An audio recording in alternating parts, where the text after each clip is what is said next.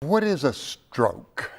A stroke is when there is loss of blood flow or blood supply to part of the brain, and it creates symptoms and signs in the person having a stroke depending on what part of the brain is affected. Are there different types of strokes?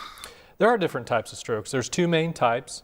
An ischemic stroke is basically when there's an artery that's blocked that goes to part of the brain. So basically that part of the brain is deprived of oxygen and nutrients that's carried in the blood.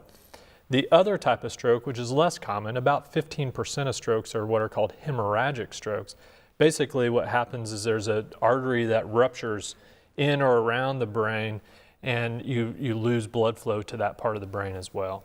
So when we have an ischemic stroke, there is a blood vessel that's blocked off with what, a clot or hardening of the arteries? What blocks it?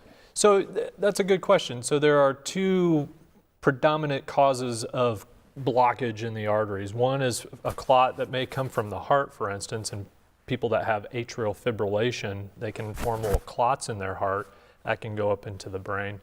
And then the other blockage is from hardening of the arteries, or atherosclerosis, and that comes from years of high blood pressure, high cholesterol, diabetes, smoking, those types of things.